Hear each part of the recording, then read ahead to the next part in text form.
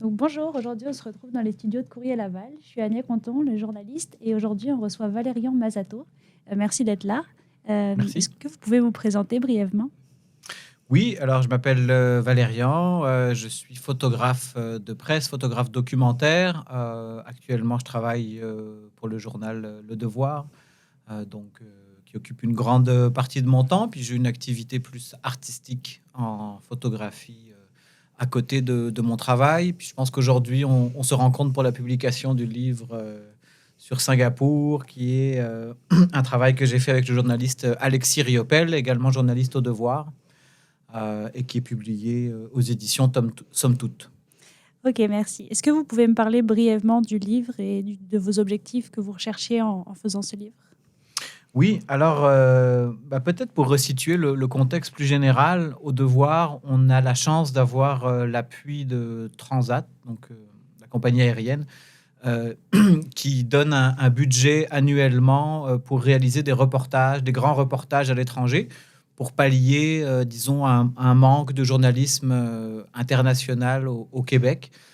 Et donc, c'est vraiment dans ce cadre-là que Alexis et moi, on est partis à Singapour à la fin 2022, avec pour objectif d'étudier ce territoire qui a beaucoup d'innovations urbanistiques. Et donc, on a publié ensuite quasiment une dizaine de reportages sur le sujet, en texte, mais évidemment en photo et en vidéo. Comme Le Devoir a également un partenariat avec les éditions Somme Toute pour régulièrement republier certains des contenus du journal ou créer des contenus originaux avec les journalistes, il nous est apparu que ce thème de vraiment l'urbanité sous la lunette de Singapour, c'était vraiment un bon thème pour être adapté en livre. Et donc, durant la dernière année, on a vraiment transformé ce qui était des reportages en un ouvrage cohérent avec les textes et les photos qu'on a remaniés pour en faire un livre qui peut devenir un peu peut-être pas une référence, mais en tout cas un point de repère sur l'état de nous, ce qu'on a vu en allant à Singapour, sur ces expérimentations, ce laboratoire urbanistique qu'on a voulu documenter. Ok. Et pourquoi Singapour à la base? Qu'est-ce qui vous a attiré vraiment vers cet endroit en particulier?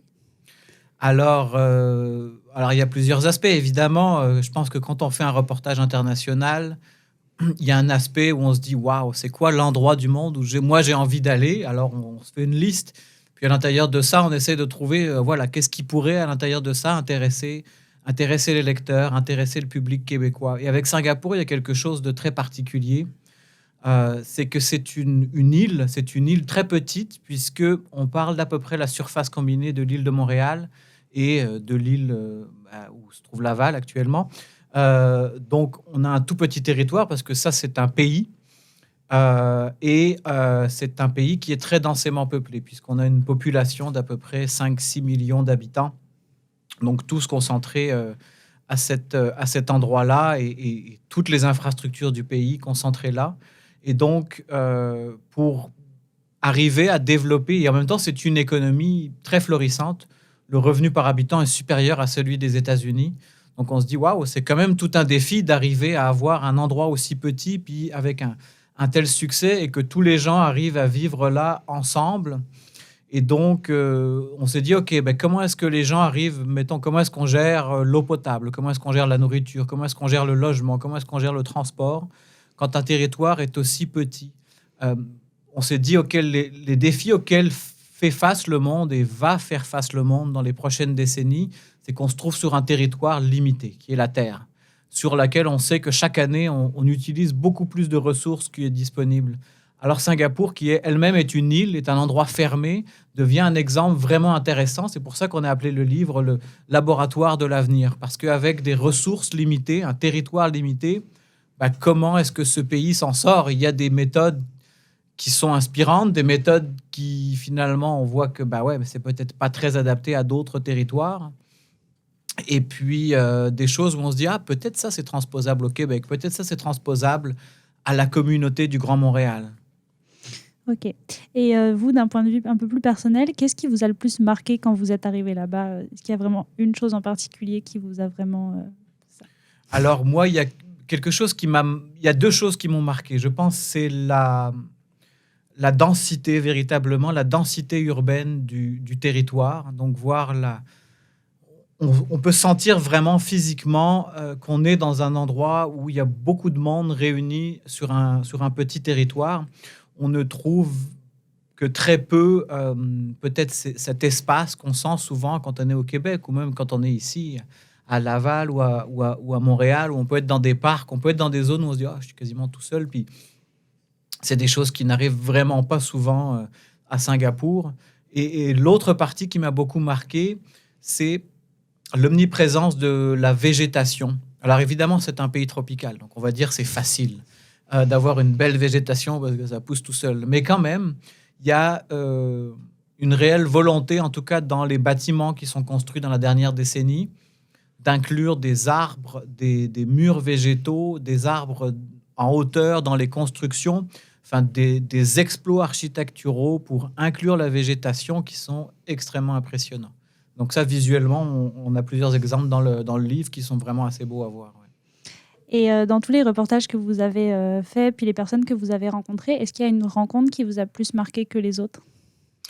Oui, il y a une personne, son nom exact m'échappe, mais il est dans le livre. C'est mon collègue Alexis le présentait un peu comme, on va dire, le modèle idéal du Singapourien. Donc, c'est une personne qui travaille très fort, qui n'hésite pas aussi à... Là, c'est une personne qui avait créé une ferme flottante pour faire de l'aquaculture, donc de l'élevage de poissons, et sur lequel il avait un projet ensuite d'inclure également des serres, mais également des événements, également une école, etc. Une personne extrêmement dynamique qui travaille tout le temps puis qui n'hésite pas à remettre tout son travail au service de la communauté. Ça, c'est deux aspects importants à Singapour. C'est les gens aiment quand même être dans une activité relativement lucrative, donc gagner de l'argent, générer de l'argent, c'est une valeur importante.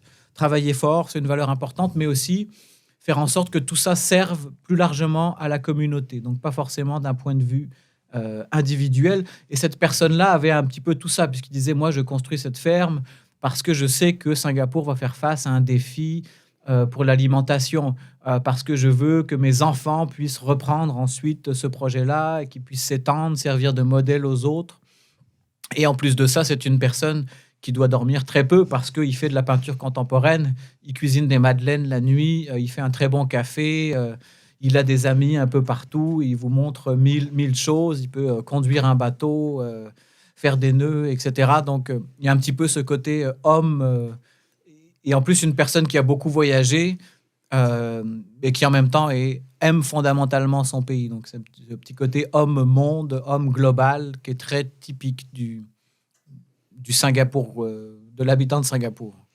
D'accord. Et depuis que vous êtes rentré, du coup, donc c'était en fin 2022 que vous avez été là-bas, est-ce que votre vision, elle a changé ou est-ce que vous vous êtes fait un peu toutes vos idées une fois que vous étiez là-bas ou est-ce que ça a évolué puis maintenant vous voyez le monde un peu différemment ici au Québec par rapport Il y a des choses qui changent parce que je pense que quand on vit au Québec, il y a aussi des choses qu'on accepte. Bon, je vais prendre l'exemple des transports en commun. Je pense que je vais rien apprendre à personne si je dis que les projets de transport en commun sont longs à développer au Québec et qui suscitent beaucoup de discussions. Les projets de transport en commun à Singapour avancent à une vitesse proprement hallucinante où on peut développer des métros en quelques années, où il y a un réseau qui est très, très densément établi. Évidemment, on va me dire, c'est un pays tropical, c'est un pays tout petit, donc il n'y a pas l'enjeu d'avoir notre immense territoire.